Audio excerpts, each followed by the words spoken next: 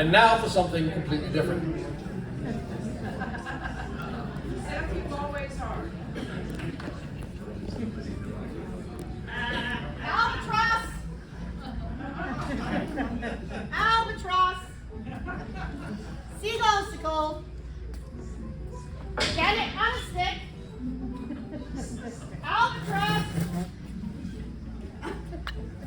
Get it on a stick! Albatross! Over here, over here.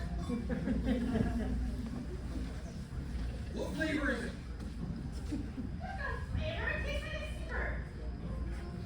Hey. Hey. Waiters with it? No waiters. Seagull skull. Look. Do you have any chocolate ices? There's no chocolate ices. It's just albatross. We just got it. All right, that's enough. This is silly. Stop it. You, stop it. You, over here. You have duties to perform with a large instrument. No more. I'll have you drafted. Over there. Don't depress me. Fascist. Fetch the remainder of the musicians. All right, we're Good afternoon to you all. It's really wonderful that you're here to share in our celebration and remembrance of a member of Dick Bowden's Flying Circus. Really? And I know we all miss it. But I also want to tell you that he considered having the opportunity to play in Dick Bowden's Flying Circus as the absolute peak and pinnacle of his musical career. And saying that as a man who Bill Monroe himself had named one of the Whippoorwill Kids, because they used to sing the first Whippoorwill together. But yet, he considered the Flying Circus a higher honor, which it is. This is our friend Norman O. Namron, the palindromic photographer. I know you're all very familiar with his work, and we have his masterpiece here at stage right, on display for your enjoyment, is one of, well, it's actually the greatest palindromic.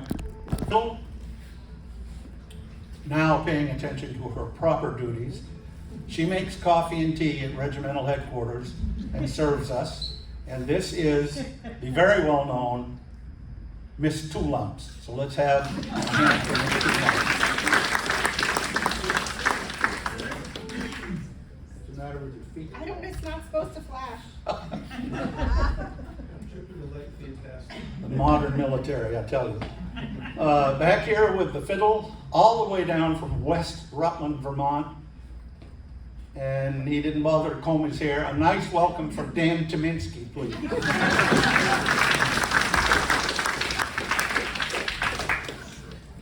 This gentleman over here with the mandolin is going to be very, very famous.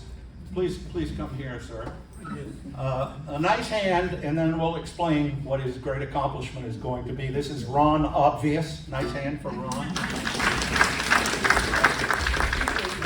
Ron, I see you're in your training clothes. Yes, I'm training for. May I? Yes, you go. It's such a big thing. It is. He's going to be the first man to broad jump the English Channel. And he's really working on it.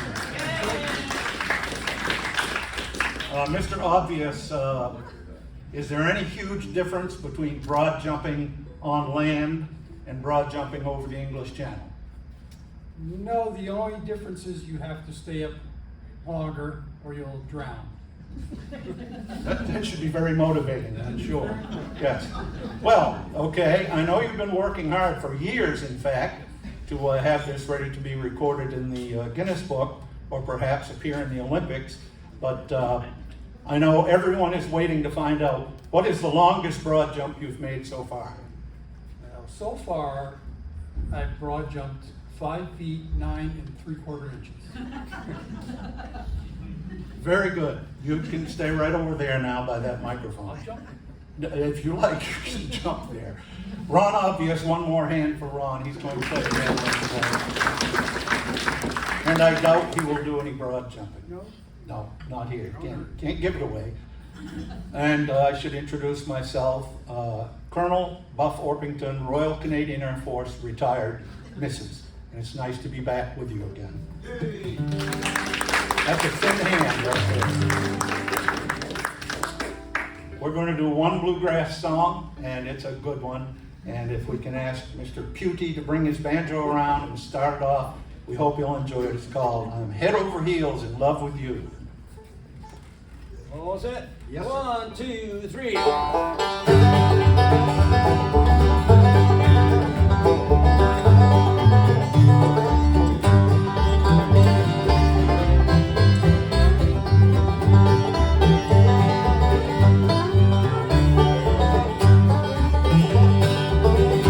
think I'll go across the ocean if I don't lose my notion. I just got to forget you if I can. But I'm feeling so blue, I don't know what to do, or I'm head over heels in love with you.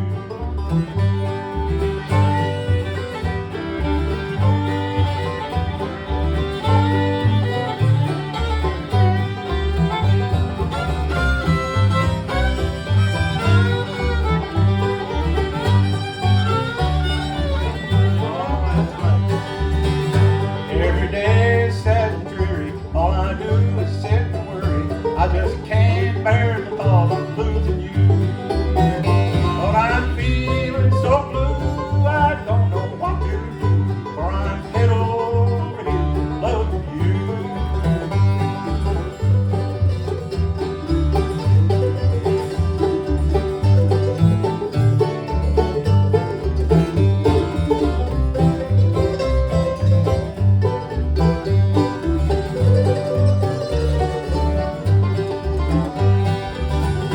Every night is sad and lonely, for I'm thinking of you only. I just can't go to sleep and I lay down. But I'm feeling so blue, I don't know what to do, for I'm head over heels in love with you.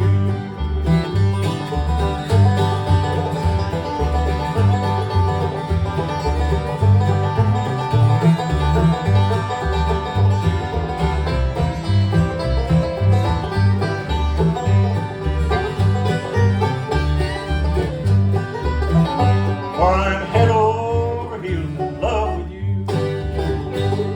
Big hand for the Flying Circus. Thank you. Thank you. Dismissed.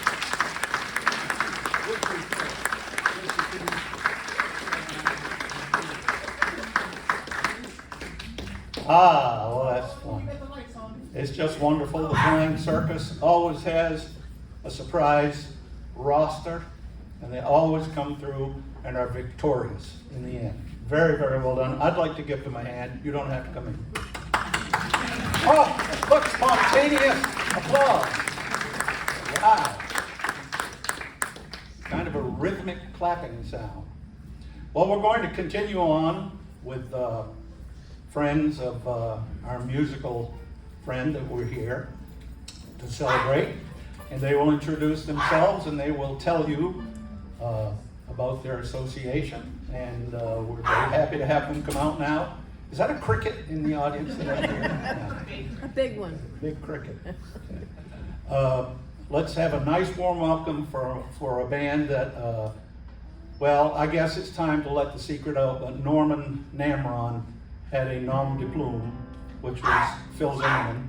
And these gentlemen played with Norman under the name of Phil Zimmerman. So let's have a nice welcome now for the remnants of the Bluegrass Reunion. Okay?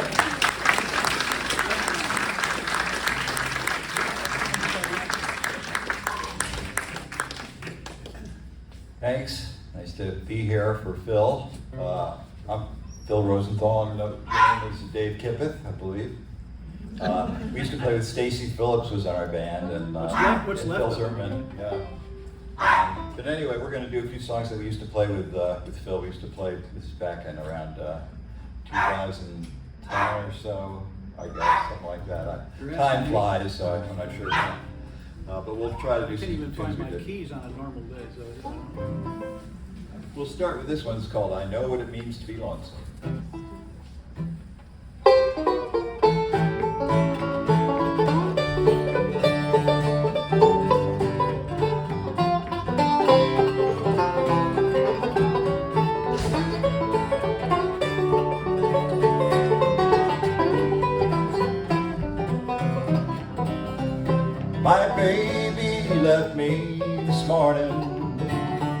as the clock was striking 4. The sweet smiling face of my darling I'll never see no more.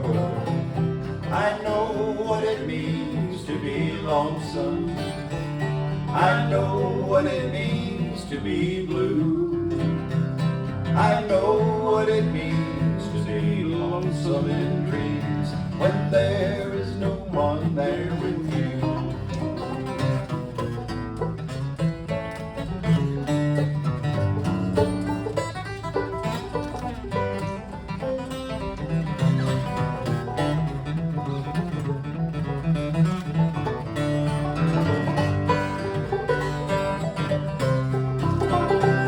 I've cried and I've cried since we parted. No one knows what I've gone through, but I give all I own just to have you back home. I'm lonesome, lonesome for you. I know what it means to be lonesome. I know what it means to be blue. Yes, I do.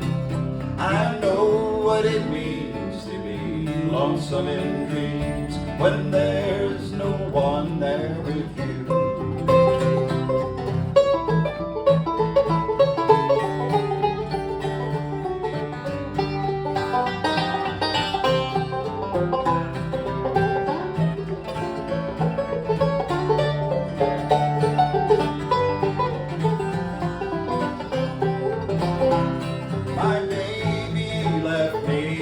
Morning, as the clock was striking 4, the sweet smiling face of my darling I'll never see no more. I know what it means to be lonesome. I know what it means to be blue. I know what it means to be lonesome in dreams when there is no one there with you.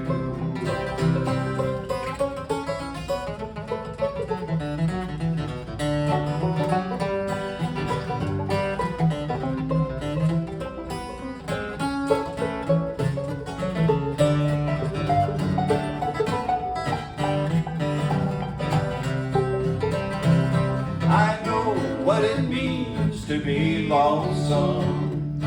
I know what it means to be blue.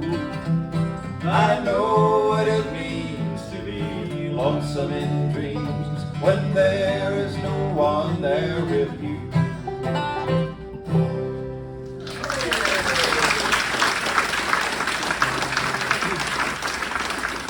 Another song that we used to sing all the time was a Bill Monroe classic, Little Cabin Home on the Hill. So we'll try that one for you. Tonight I'm alone without you, my dear. It seems there's a longing for you still. All I have to do is sit alone and cry in our little cabin on the hill. Oh, someone has taken you from me and left me here all alone, just to listen to the rain beat on my window pane in our little cabin home on the hill.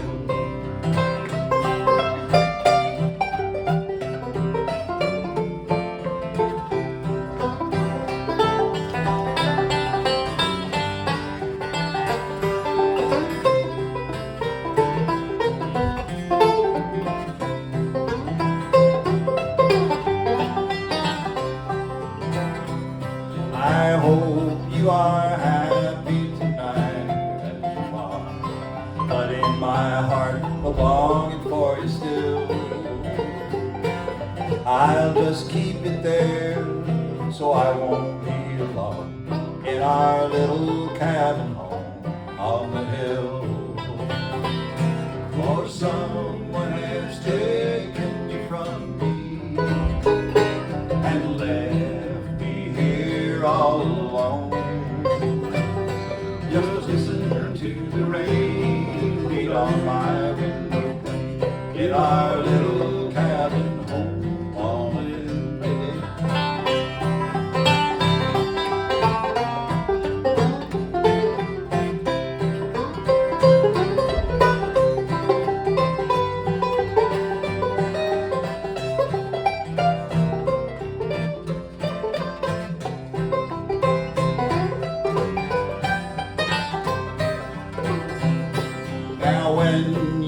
come to the end of the way and find there's no more loneliness for you, just let your thoughts turn back once more, if you will, to our little cabin home on the hill. Or someone has taken you from me and left me here all alone, just to listen to the rain beat on my window in our little cabin on the hill, in our little cabin home on the hill.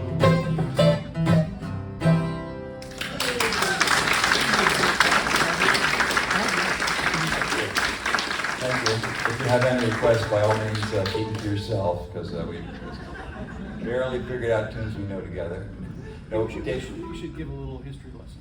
yeah, Dave and I started playing music back when I was, I think, 15 or 16 years old. I was desperate for someone to play bluegrass with, and someone said, you should go to this hootenanny in Brantford. I lived in Guilford at the time, and I went, and there was this guy playing banjo with some other guy, and clearly the banjo player was really into bluegrass and a great player, and that was Dave Kippeth. I introduced myself, and we formed a band not long after that with Nick Barr, the Foggy Mountain Still Lickers. Very, very catchy name. And, Remember our first gig? What was that? Our first gig was at an Alcoholics Anonymous picnic. And we suddenly realized, this is great. We have our first. Oh wait, we have to change a bunch of our material. I'm surprised we didn't have to change our name too. And then I went off to college a couple years after that. When I came back, Dave was playing in New Haven with this great band, Billy Hamilton and the Ohio River Boys. And I used to go down and listen to them. They were awesome. Just a great group. Billy was amazing, and Dave, and I think Harvey Blau was on the guitar then, and who was playing? I can't remember who else was in the band at that point. John Conant was playing the bass, I think. Yeah, right. And then Billy left town a couple years after that, and they needed a mandolin player. Mandolin wasn't really the instrument that I was playing at that point, but I had one, and I practiced up on it, and I became the mandolin player, and we became Apple Country String Band, and we played for years at the Enormous Room. Suddenly he was this great mandolin player. And maybe we'll do a song right now from that repertoire. This is one that we used to do with Phil also when we years later joined up with Phil Zimmerman and Stacy. And this is called When a Girl I Know Gets Back in Town.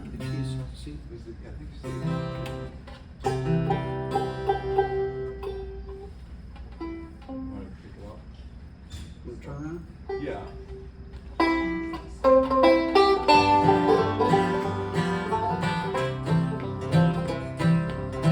Things just ain't right with me no more. I walk the streets and I'm feeling down, but I'll be smiling like before when a girl I know gets back in town. She'll bring me back to the happy times, put me on my feet till I walk the line, and these awful blues, they won't be round when a girl I know gets back in town.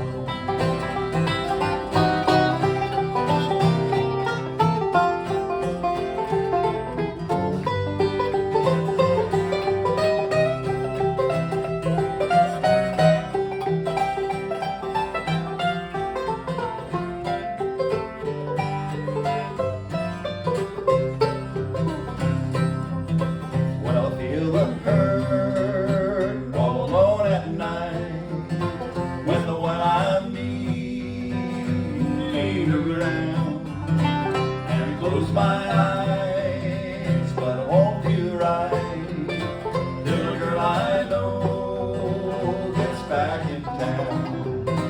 She'll bring me back to the happy times, put me on my feet, straighten out my mind, and these awful blues, they won't be round when the girl I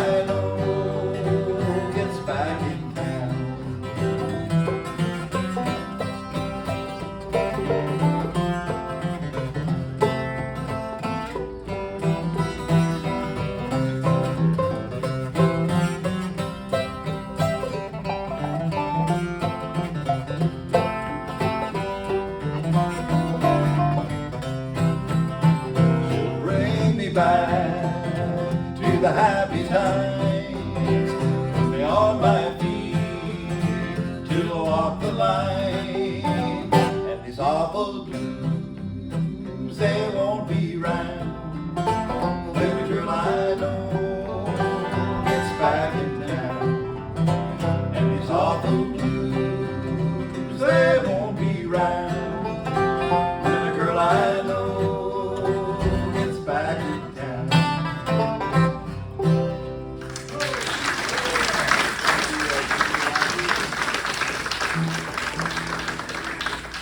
I gotta say, we were just standing back there, just going through some of these things, and just like we had a rehearsal yesterday. It's really weird. So here's a tune that written by Greg Brown that we used to do with the band. Yeah, it's called "The Train That Carried Jimmy Rogers Home." And there was it's a great story that goes with this. And Greg Brown has 2 daughters.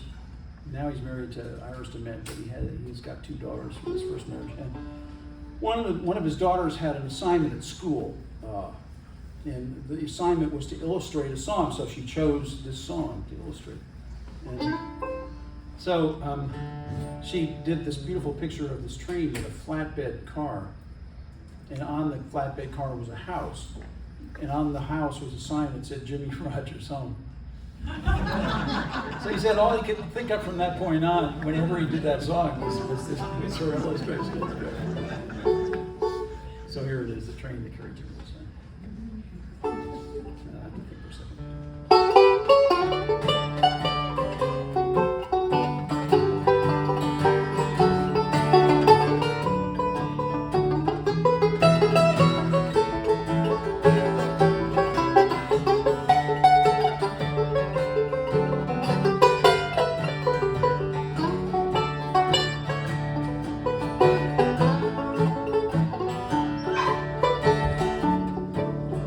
Come along, my dear, the time's almost here. Go down where the fields are overgrown. Consumption took his life. We dare not miss the sight of the train carrying Jimmy Rogers home. I can hear the whistle blow. Sounds like it's right for the scene break. Back to the sunny south you go. There goes the train carrying Jimmy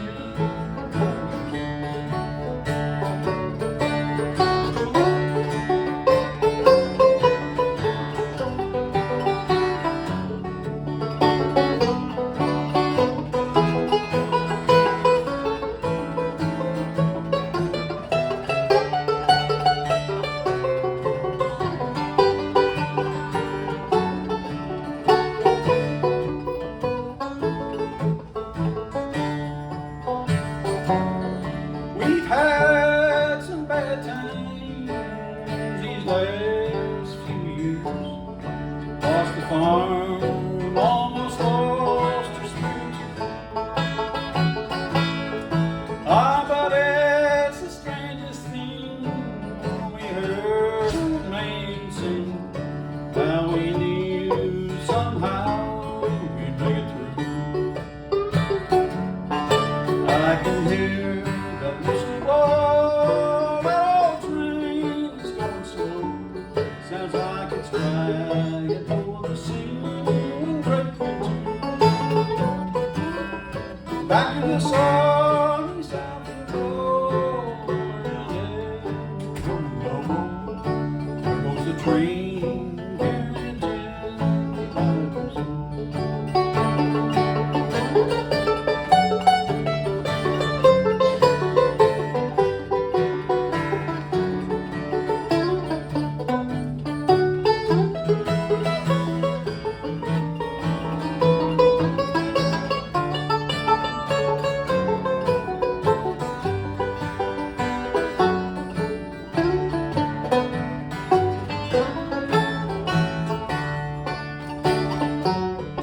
Come here, my little son,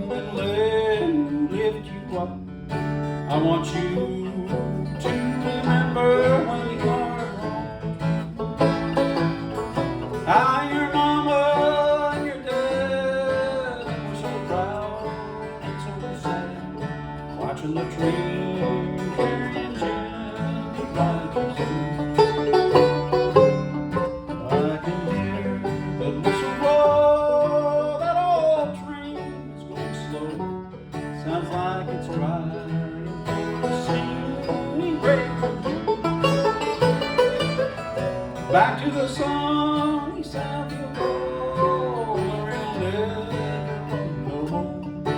goes the train carrying Jim.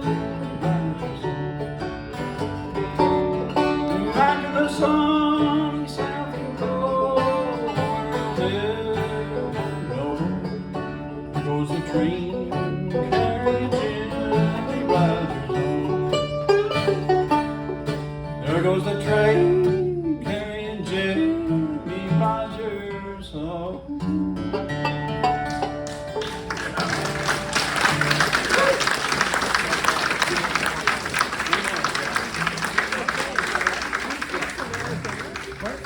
We'll end with another tune that Phil used to sing, an old Carter family song.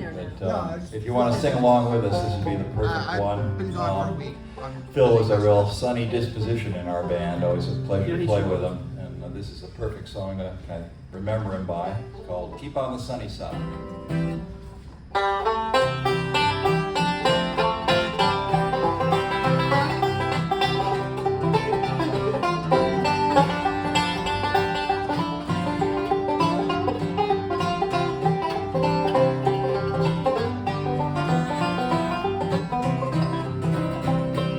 Dark and a troubled side of life. There's a bright and a sunny side too.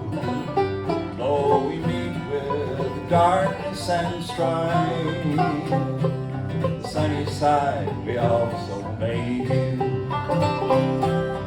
Keep on the sunny side, always on the sunny side. Keep on the sunny side of life. Every day it will brighten our way if we keep on the sunny side of life.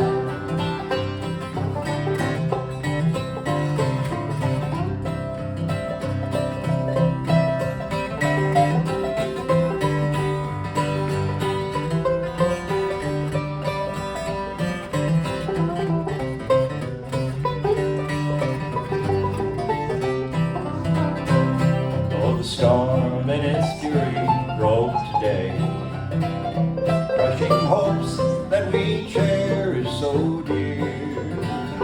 Storms and clouds will in time pass away. The sun again will shine bright and clear. Everybody, keep on the sunny side, always on the sunny side. Keep on the sunny side of life. It will help us every day, it will brighten all the way, if we keep on the sunny side of life.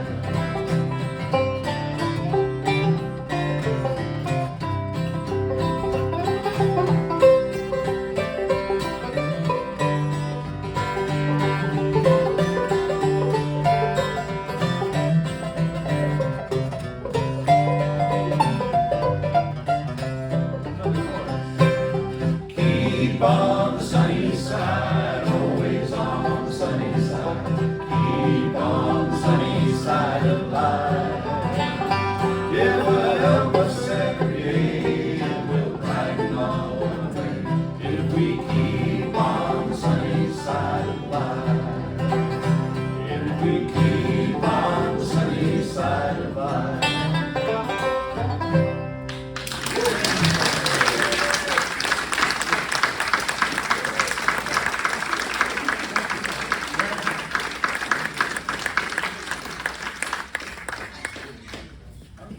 Bill Rosenthal and Dave Kippeth, Lonesome Dave, the remnants of Bluegrass Reunion. One more time, please.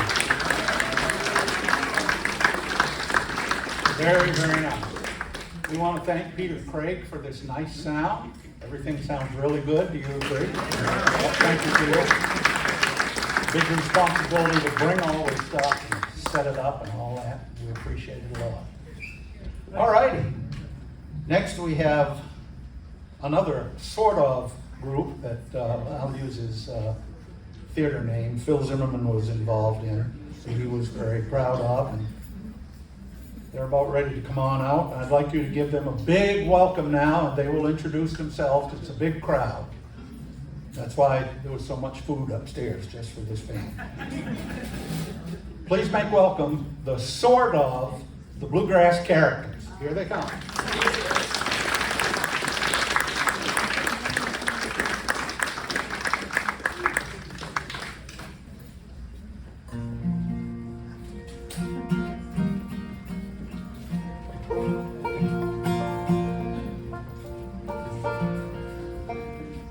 The central mic is at its perfect height for all bands.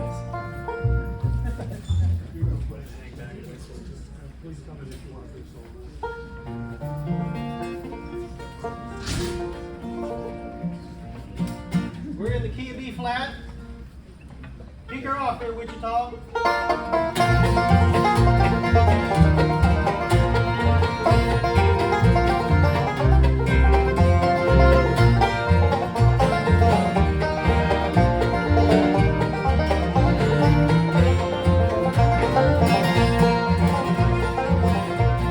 Long about roundup time in Texas, way out west. I lost a friend and a pal, boy, we laid him down to rest. I reached my love, it was sad. I knew down beneath that mountain was the things that I ever had. Oh, Lord, you're late.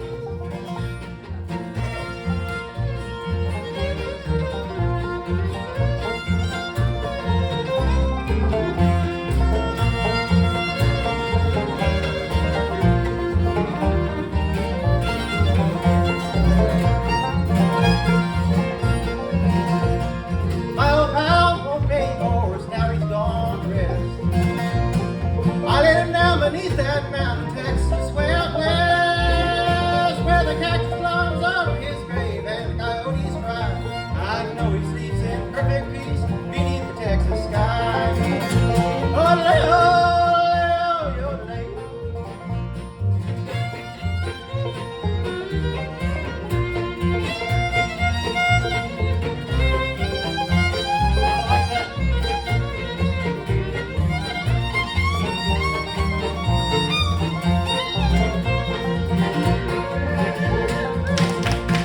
Dear old pal, it breaks my heart to leave you here alone.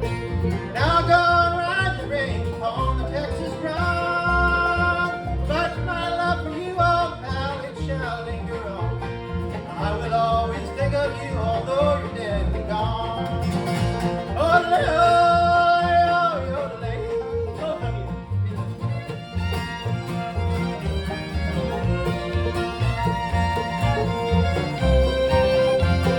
That's that double fiddle.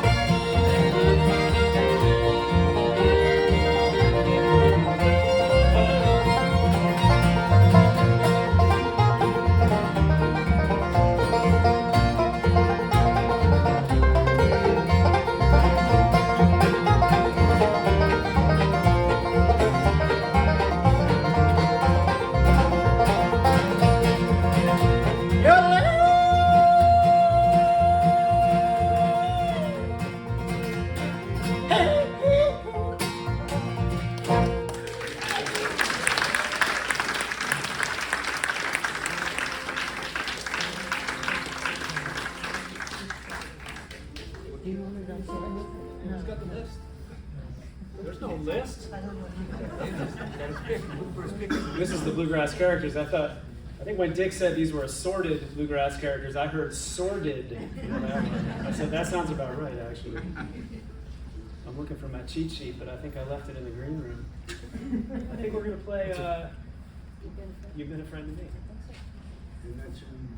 That's in F. That's in key of F. Maybe we should tell them who's up here. Tell them I love Do you know everybody's name? that. I'm Andy. Hi, Andy. This is how we roll. It's sort of seat of your pants kind of thing. And I'm Betsy, and we have Chris, Sophia, Tom, Rick, and Jerry. And did I miss anybody? And we've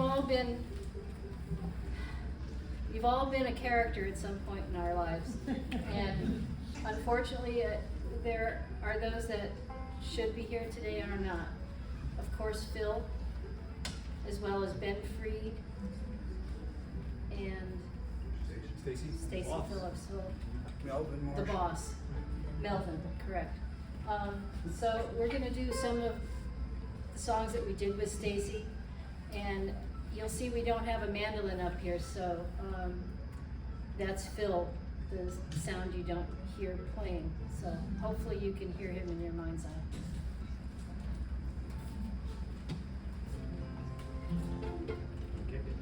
One, two, three.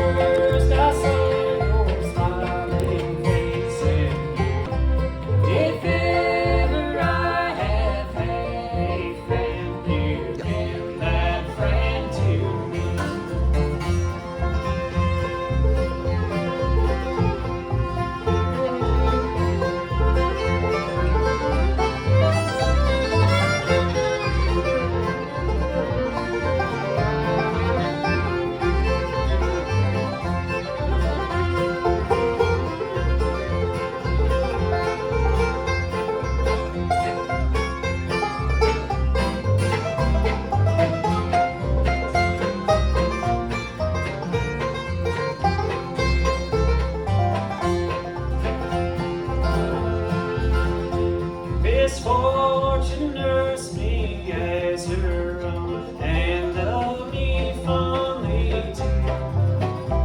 I would have had a broken heart had it not been for you. I'll never forget wherever I roam, wherever you may be. If ever I have had a friend, you give that friend to me.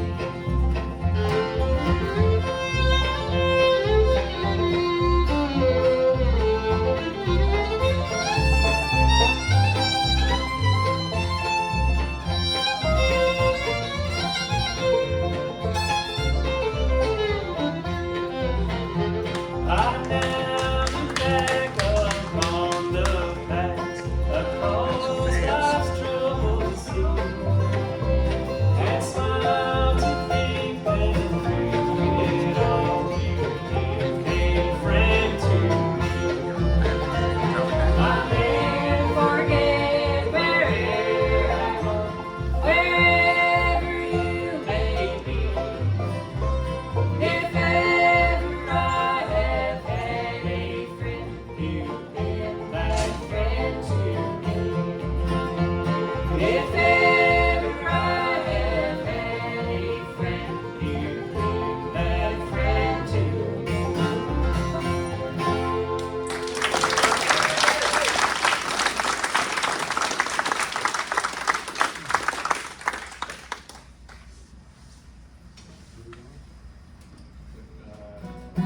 Right now we're going to do a song that's a Stanley Brothers tune. Stanley Brothers tune?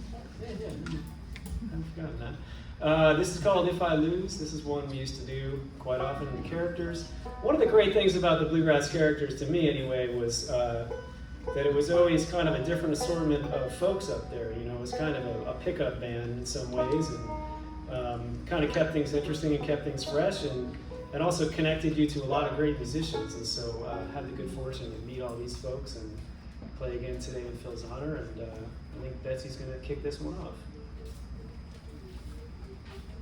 And interestingly enough, Andy and I never played a characters gig together because we were the interchangeable guitar part. So the post Stacy era has been interesting that way. Everybody ready? 1, 2, 3.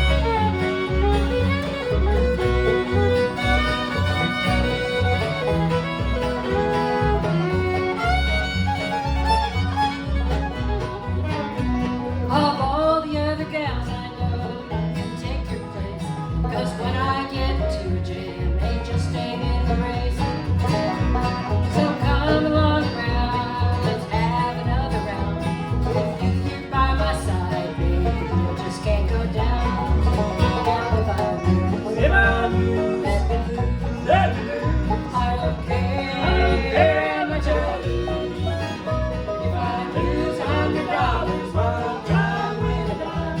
My baby, she's got money all the time.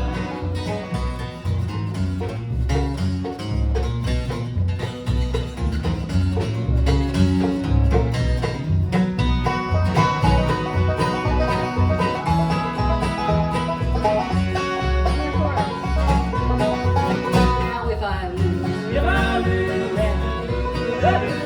I don't care how much I lose.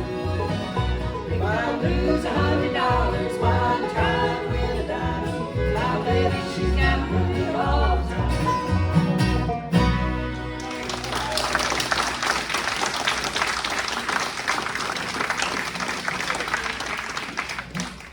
What's next? Long way to the top. Oh, I gosh. want to talk about Yes, this. it is.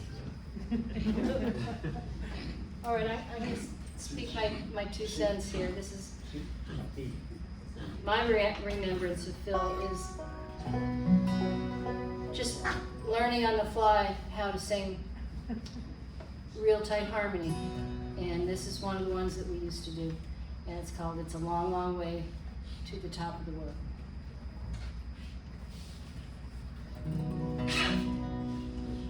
It's a long, long way to the top of the world, But it's only a short fall back down. A young fool filled with greed, I let ambition rule me like a hunger that gnawed at my soul. I worked hard, made my fortune, but lost the heart of my darling. She got lonely, and her love soon grew cold. It's a long, long way to the top of the world, on a rough road that winds round and round.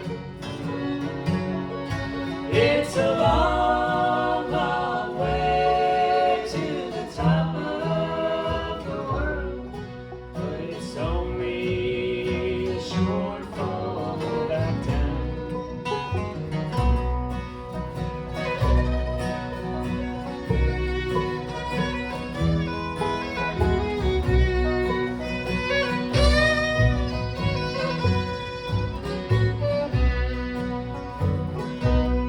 Now I'm a big man with money, but in love I'm a pauper. No one I once had, now another man claims. I reached the top of the world, but my heart hit rock bottom.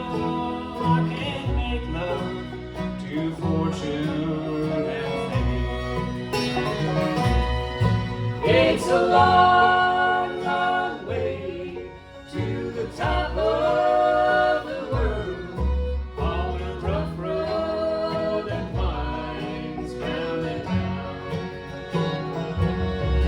It's a long, long way to the top of the world, but it's only a short fall back down. Yes, it's only a short fall back down.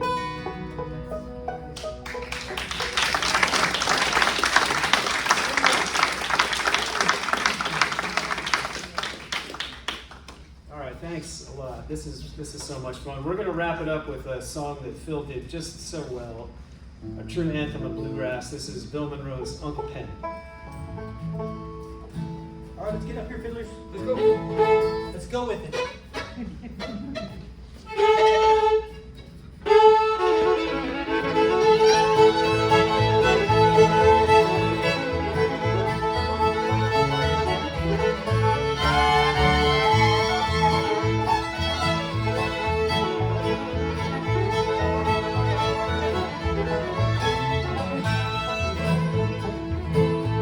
Oh, the people would come from far away, dance all night so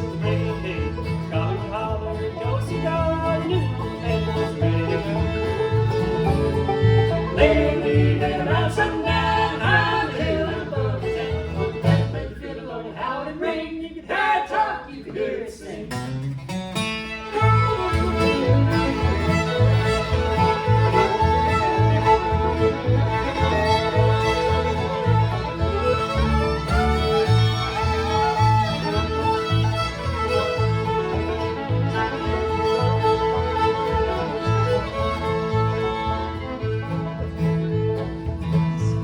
Where they play a little tune called the Soldier's Joy, and one of the road called the Boston Bowl.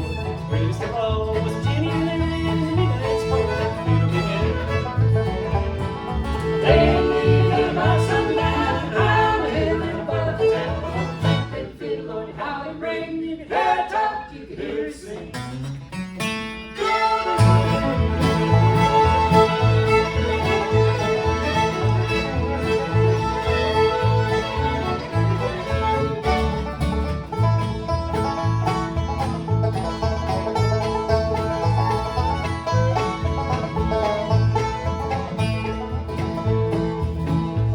Well, I'll never forget that mournful day when Uncle Ben was called away.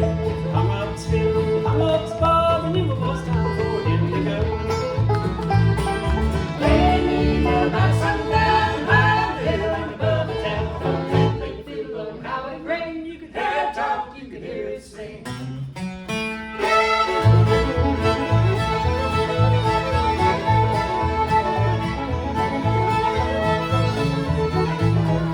Lady, about sundown, high in the hill And above the town, they fiddle on it, how it ring, you can hear it talk, you can hear it sing.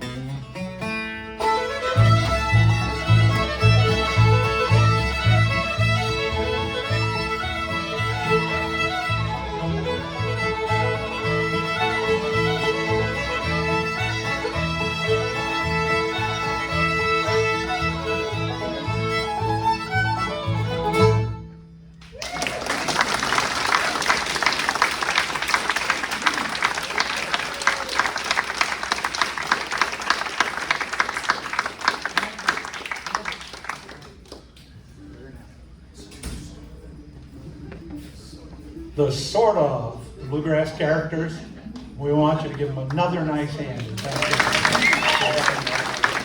Great fiddle. I've been told they've done that song with 5 banjos instead. Now that's too much to even imagine. Well, we have one of Phil's friends about to come out with his mandolin and play a Bill Monroe song, which speaks really closely to one of Phil's great loves. So there he is. Let's have a nice welcome for Lonesome Skip Gorman, okay, with his mandolin.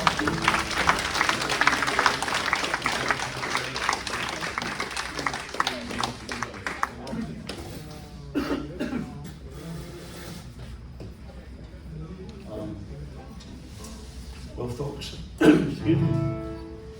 Don't worry, I don't have COVID. This is a real pleasure for me. Phil and I go way back. I can remember being in a bluegrass session with him in 1970 or 71 sometime. And, you know, here's this guy just full of spunk, wanting to be Bill Monroe. And I could tell by watching the way he did things. And we just became really good friends. And Peter and Bluegrass Pete, we used to call him, and Phil, when I did my second Folk Legacy recording, I was teaching at a school in Connecticut, and I asked Peter and Phil to come help me out on Trail to Mexico. And Phil played a harmony, Lonesome Moonlight Waltz, and played some guitar on a fiddle tune. And then I left Connecticut and moved up to New Hampshire, and I didn't see you guys very often, but every time I would get together with Phil, it was always Old Time Buddy. And I just really loved that. Old Time Buddy. And here's a tune, and this is a hot band. I'd have to go pretty far to find this caliber of band. And Phil used to ask me to play the Dusty Miller when I would see him. So we're going to give that a try and see what happens.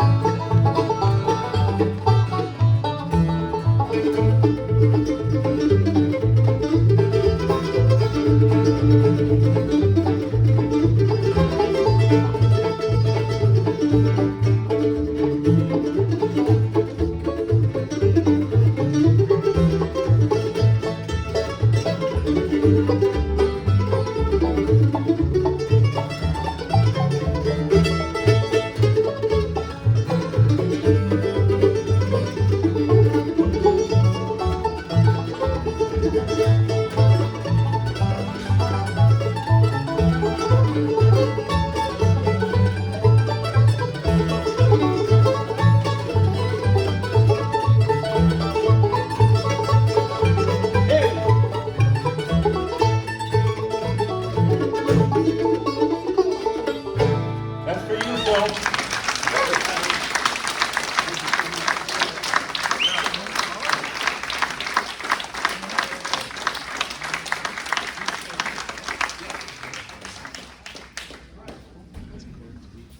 Let's have another hand for Skip Gorman and his assistant. Very nice rendition of Dusty Miller.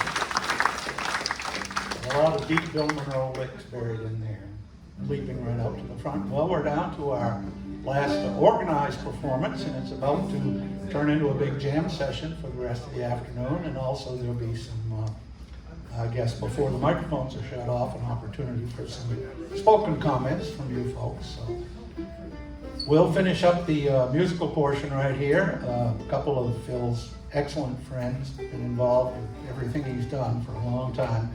Let's have a nice welcome for Peter Craig and Larry Marshall, okay?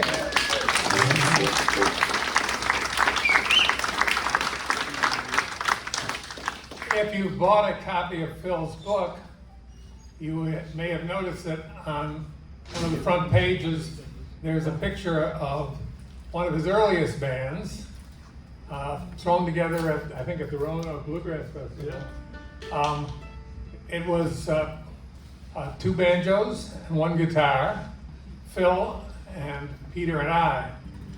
Phil and Peter went to the University of Rochester, and they were roommates, right, first year? Or? 1 year we were roommates. Okay, but good friends. Yeah, we have.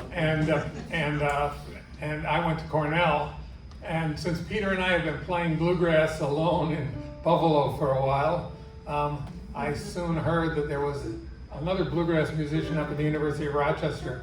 We spent a lot of time together over our 4 years in central New York, and so I guess we're one of Phil's earliest bands, and we're going to try to recreate that sound, which will be very easy since we're totally unrehearsed.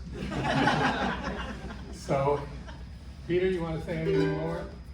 I'd like to say Where's my something. bass player? I'd really like to let everyone know here that Phil Zimmerman was part of Trevor Hollow for 10 years, and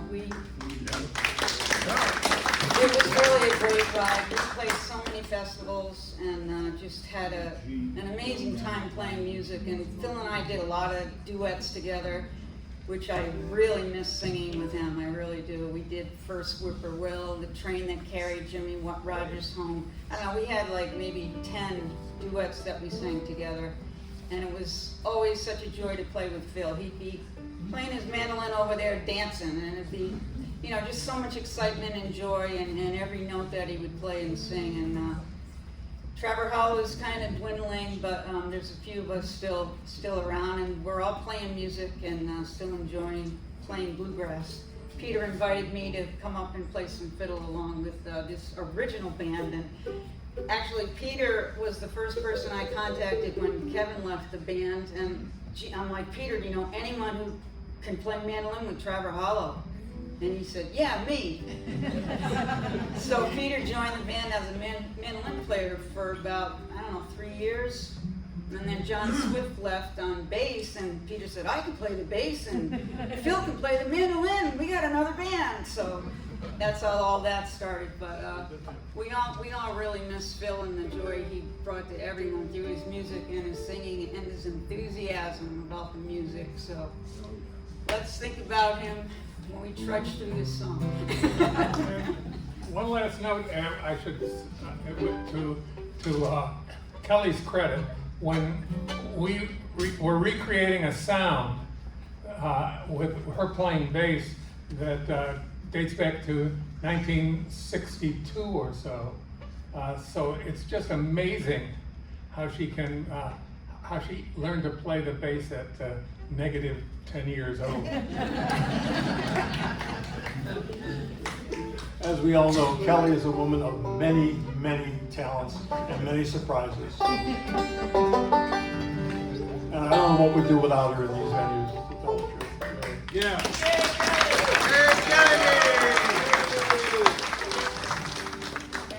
What we're going to do here is actually, if I remember this rightly, although my memory is a little fuzzy, but I think this is right. I kind of watched Phil learning how to play Scruggs style banjo over the years. And the first song that he could kind of get through in one piece was Lonesome Road Blues, which everybody knows. But that was we heard Earl Scruggs' version of that, and boy, we said, wow, that's really pretty neat, you know. So, everybody wanted to play Foggy Mountain Breakdown, but Lonesome Road Blues had all that great stuff in it. So I thought we'd recreate that a little bit, and I'm going to sing this. I've never sung a lead in a band, and you'll find out why soon. So bear with me. 1, 2, 3.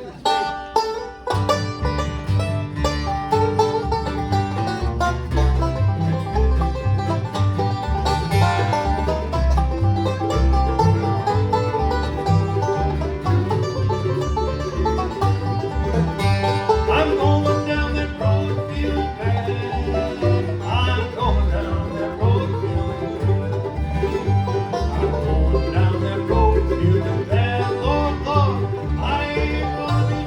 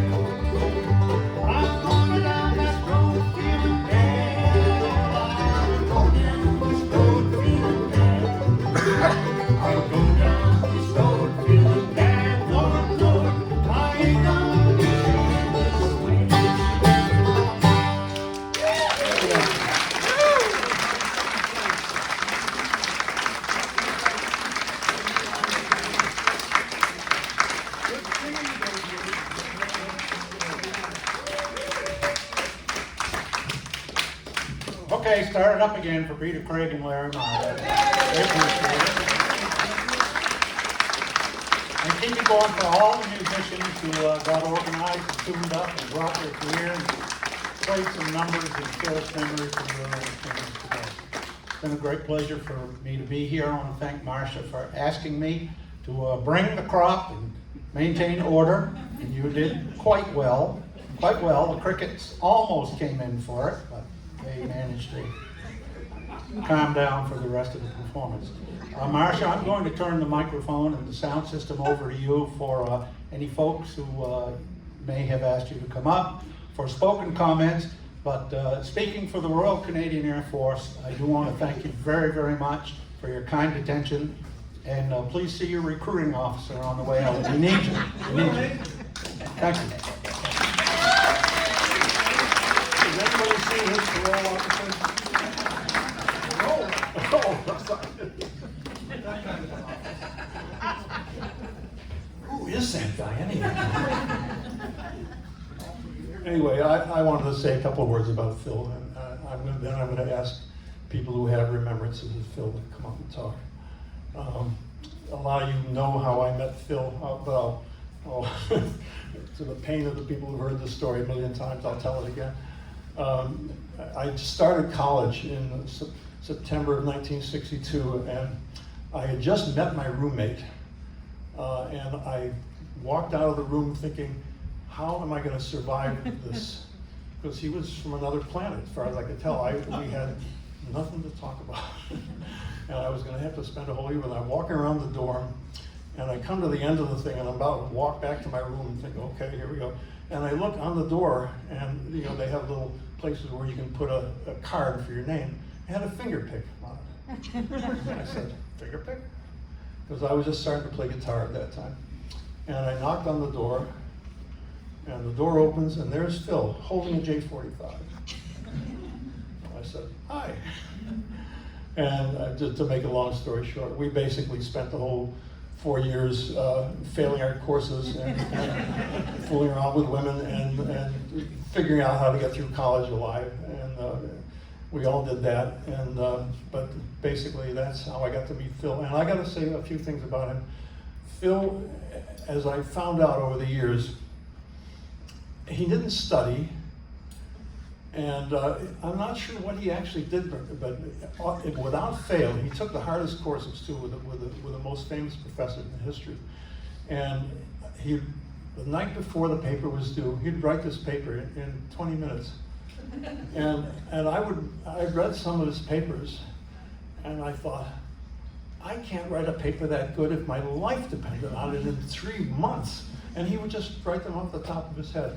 And he played music kind of like that, so he didn't often like to practice, but he would just pull these things out of the air so much of the time. And I've always been astonished about that talent of his. He was such a man of the moment, and he showed that when he was on stage. But the reason I'm up here doing this at all is because of Phil. The reason I got, and Larry Marshall, I must say. Larry is the first person who actually played a bluegrass record at me. And Phil introduced me to old-time music, and our dear friend, departed friend, Mike Burnett. I have to mention Mike's name. But Phil showed me so much stuff in bluegrass and old-time music that just shaped what I wanted to do with my life. So I owe him a large debt. And I'd like to ask anybody, and I think, I'm not sure who wants to go first, but whoever comes up, you, Dave, you want to come up? Please come on up. This is Dave Kibbett.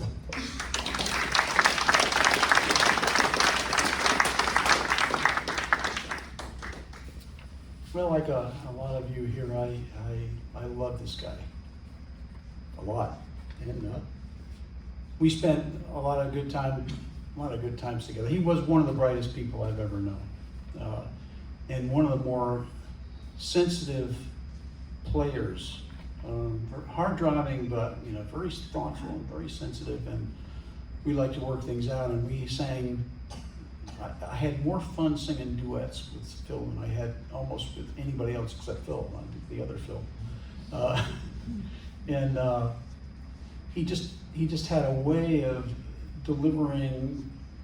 We did that Sitting Alone in the Moonlight, and And it always made the hair stand up on the back of my neck. And he was just, and I can't even remember when I met him. I don't know, it was so long ago. I was in the Connecticut scene way back. And as Phil said, when we played up here, we were in that band Apple Country, but that was one circle that I satellited around and into, and the other group was kind of, the other gathering was kind of, you know, Phil and all these other little sparkling lights of centers of music in Connecticut and along the coast and down into New York.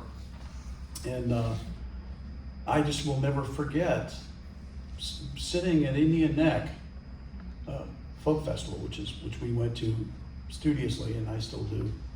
It's been going since 1958, and we had a bluegrass gathering every Sunday morning at the festival, and it was just like, I mean, it was amazing, you know. And he just kind of like, he was always the grounding force of that gathering.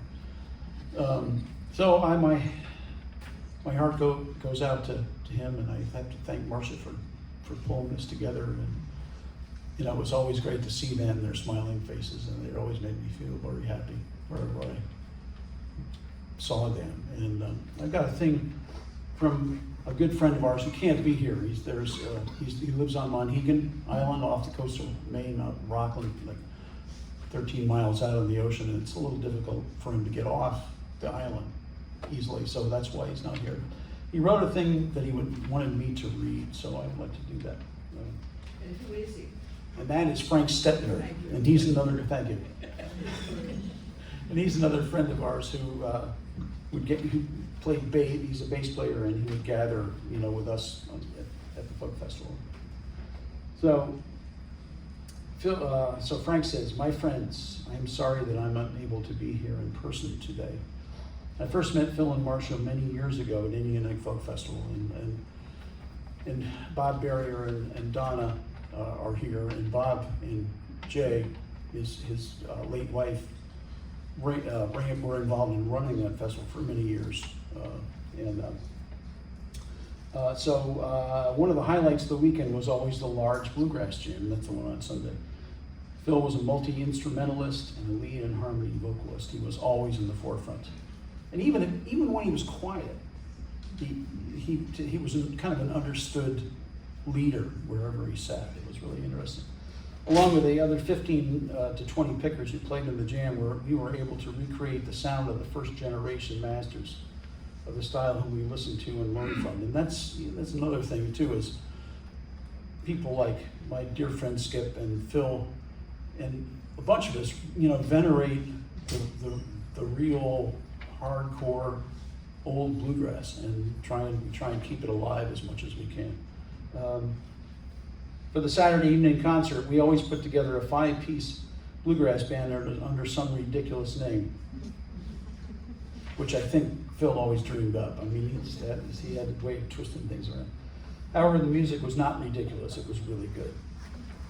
And I remember playing a gig in Brooklyn, New York. That was, I think, it was a Pine Woods gathering with Phil, Dave Kippeth, Dave Howard, and Bill Christopherson. We found a good groove. Actually, and I have to say that Frank didn't mention the name of the band that Phil made up, but it was a Blast from the Pasture. Which I've never forgotten. I was really fond of that. Phil and I were standing a step behind the front line, and him chopping away on the mandolin and me on the bass. We really started to swing the rhythm. It was rocking. I remember it. This inspired the lead instruments. Phil looked at me in the eye and he smiled and he said, "Hey, we really swing." Both Phil and Marcia involved the series Boardwalk Empire. Now, Frank was the sound man for Boardwalk Empire through the entire run and actually won an Emmy for his sound work in that. We would discuss the current show on the air, as I was not supposed to talk about what would be coming up next. I let slip that for the past week I had spent my working time on April's Fool's Day, 1928, the next day came up to me and said, you know, that was the day that Frank Capone got shot. I really miss his kindness, his joie de vivre, and his excellent sense of humor. Rest in peace, buddy. Frank Stettner, and me.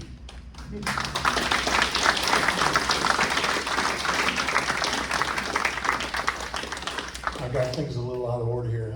Jeremy Zimmerman, could you come up and talk, please? This is Jeremy Zimmerman, Phil's son.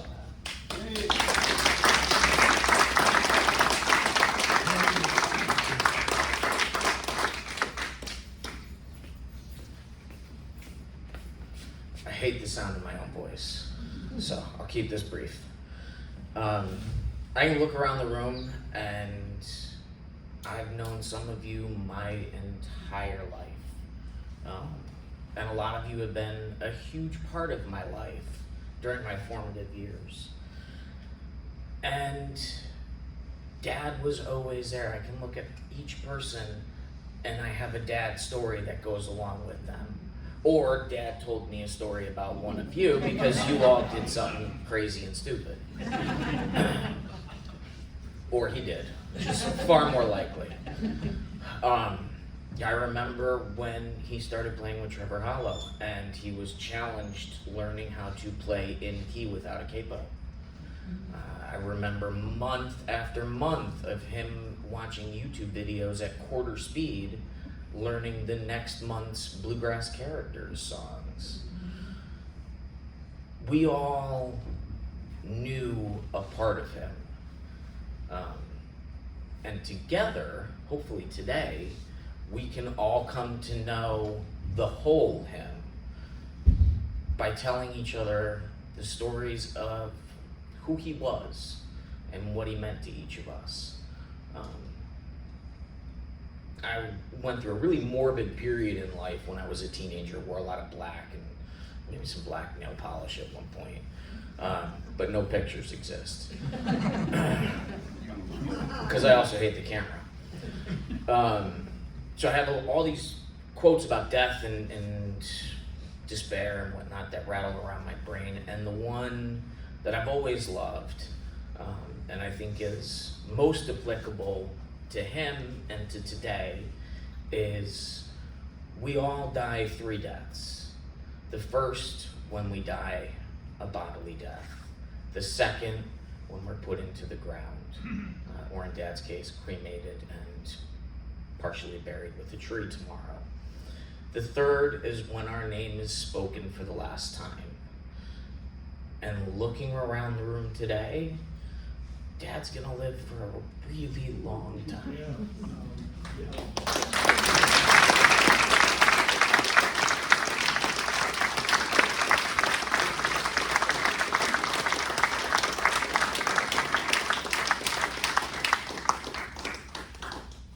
That's a hard talk to follow, I know. Who wants to speak next? Please, Peter. This is Peter Schenken, another Rochester alumnus. We spent a lot of time with Pete back in those days. Spent a lot of time with both of you back in those days, even though my career at what we called Crotchfester was rather short. Semester in, a semester off, a year back, a year off, then I went away to distant places. But I had a few stories in mind, but I'm not going to tell them. Who are the people that sang Lonesome for You? Well, who knows who wrote that song? Well, I'm going to tell you who wrote it. At one point, Mike Seeger came to Rochester, and Phil was the head of an organization called the Arts Committee, which was responsible for bringing acts to the University of Rochester. And of course, when Phil was the head of Arts Committee, we had people like Bill Monroe, Doc Watson, and Mike Seeger coming along. And also a stranger called Usko. Remember Usko with Garrett Stern? No. Yeah, okay. That's another story for another time. But in any case, I was talking to Phil. That might have been the period in which I had dropped out, but I would still hitchhike up to see Phil and Pete and other people I knew sometimes carrying considerable contraband with me. But in any case, Phil said, well, when Mike Seeger was here, he told me that he had just spent a week with Mother Maybelle. And Mother Maybelle said, when you come to Rochester, be sure to visit Leslie Riddle, who toured with the Carter family. He was a black man who memorized the melodies of all the songs that AP wrote down as they climbed over those hills. And Maybelle said to Mike Seeger that actually it was Leslie Riddle who wrote Lonesome for You and Cannonball Blues, which you probably all remember. Some of us heard it first by Joan Baez, you know. But anyway, Phil and Pete really introduced me to bluegrass, and we went to Fincastle together in '65 and '66. The other thing I'll mention about Phil in Rochester is that the great blues singer Son House, whom I used to listen to when I went to the Donnell Library in New York that had a huge selection of Library of Congress recordings that you could listen to there, but you couldn't take them out. And once I found this recording, 1942, by Alan Lomax in the Mississippi Delta, of Son House on one side and Willie Brown on the other side, I listened to that album every single time I went, and then I listened to a few other things. And then to find out that Son House was living in Rochester, and I forget whether it was Dick Waterman or Chris Strakowitz. Dick Waterman.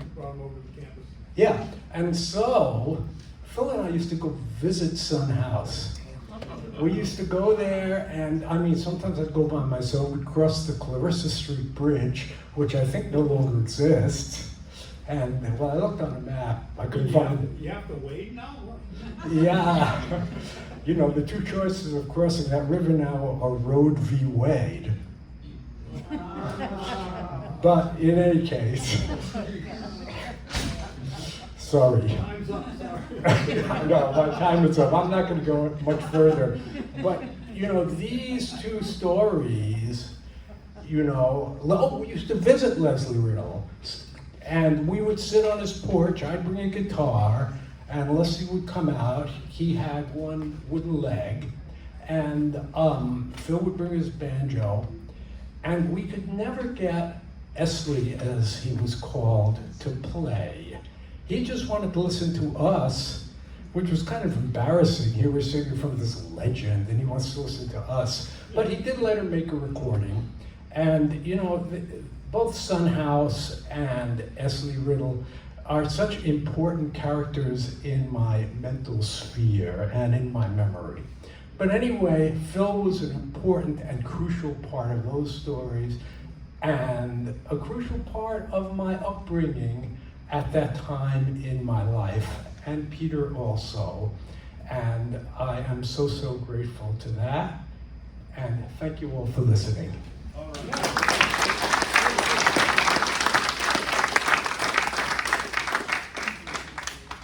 Thanks, Peter. Anybody else want to talk? This would be another pretty close person here. This is David Zimmerman, Phil's brother.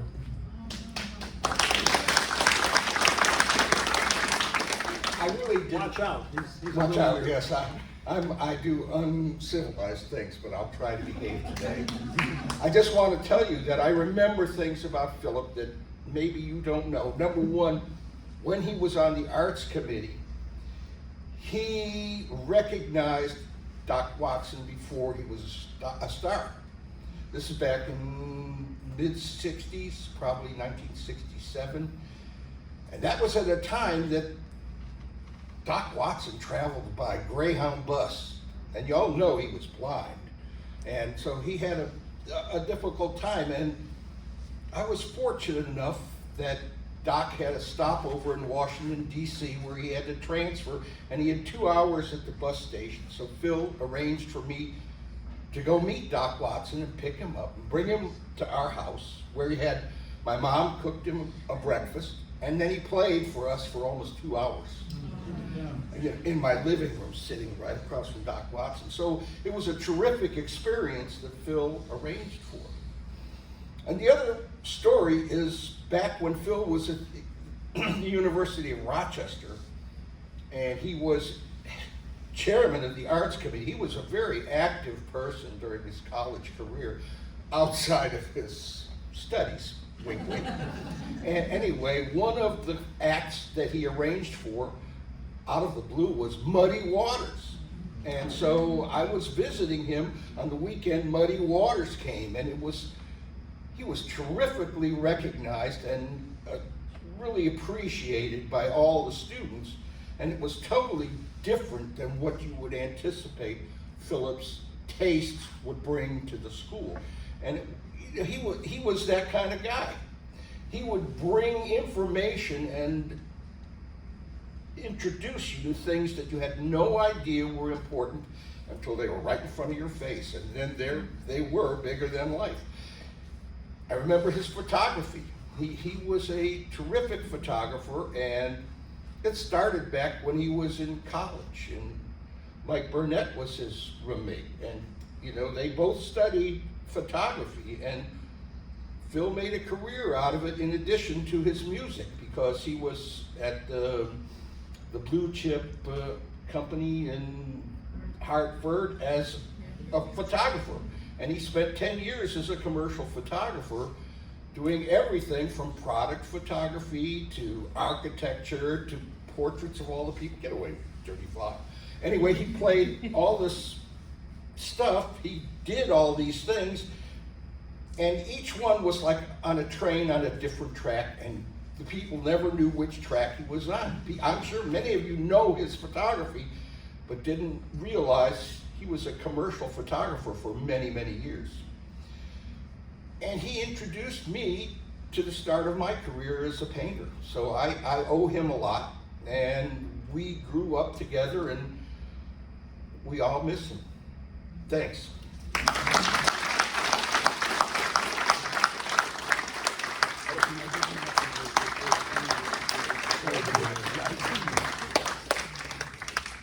Anybody else want to say? Something you wanted me to do? There's got to be something. Was actually. No taker. Kathy, you want to come up and say something? Kathy Fox.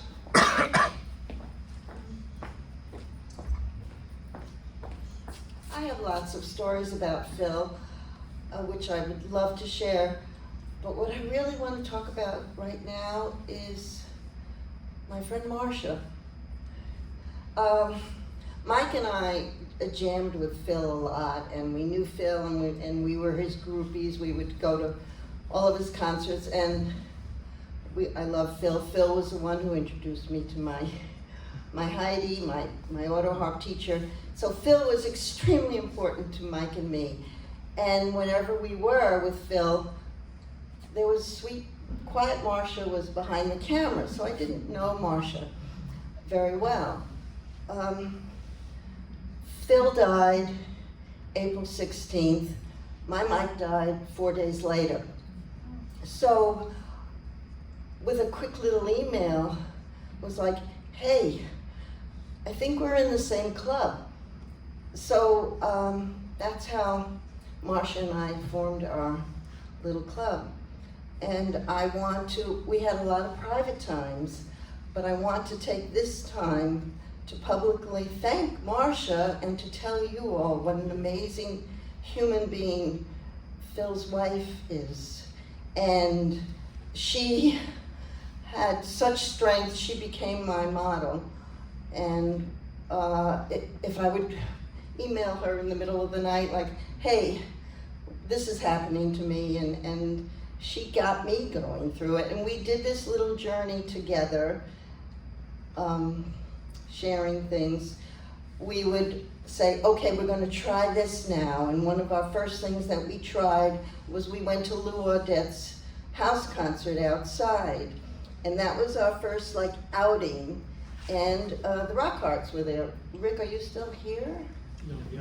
Oh, he had to go. Okay, so it was at that concert that Marcia gave Rick the shirt that Rick was wearing today, that There's a story behind that shirt that goes back to Stacy Phillips.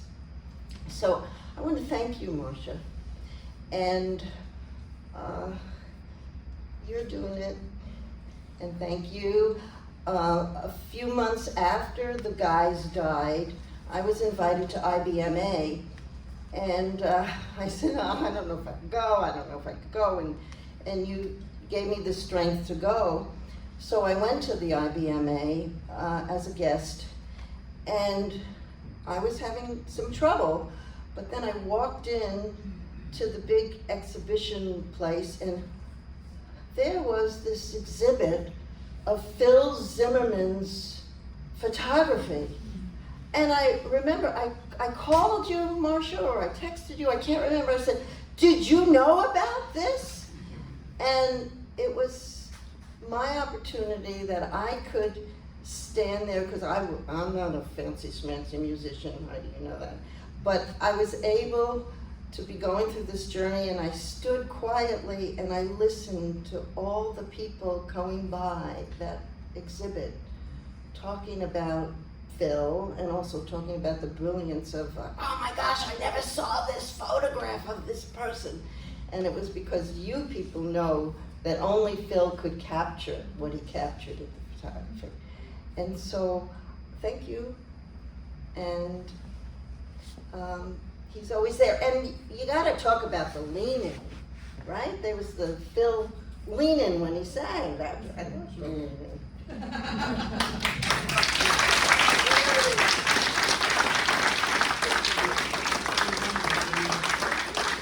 Thank you, Kathy. Anybody else want to say anything? Mic is open. Looks like no more hands. Well, okay, thank you all for coming. Marcia, do you want to say anything at all? Just what we're doing next. Okay.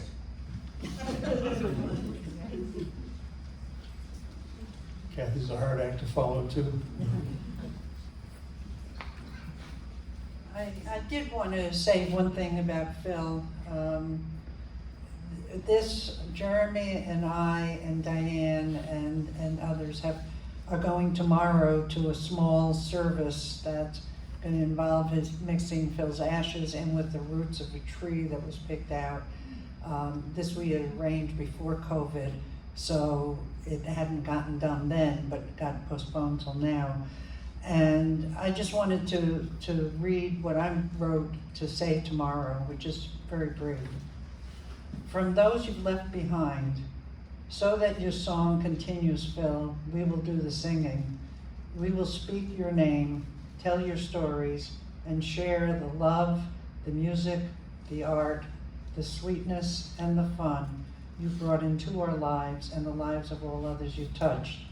Your voice will forever echo in the hills and in our hearts. Your presence will always be felt. Your memory will never fade. Thank you for coming, everybody. From here, we're going to several places. If you are a musician and have an instrument and want to play, there's this room, there's the dining hall, and there's 4 rooms. I think I pointed them out earlier. If you go to this dorm that's right out here that you can see, the side of it has a little stairway. You go down the stairway, hang a right, and there'll be 4 rooms in a row that have tree names on them. And those are all available for jamming. So just enjoy the music either as a player or as a listener.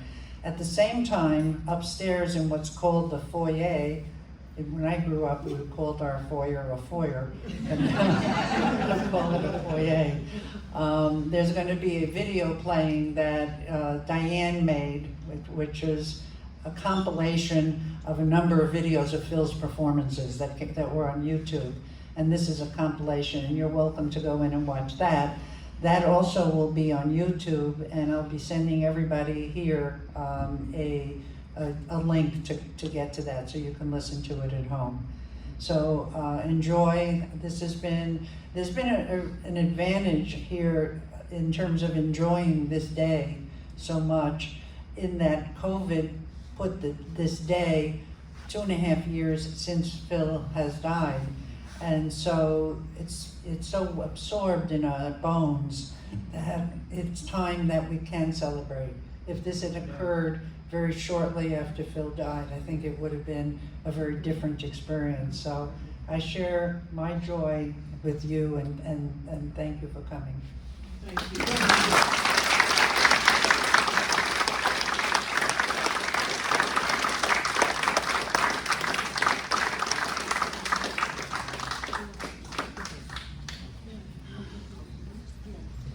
Y'all go play some tunes.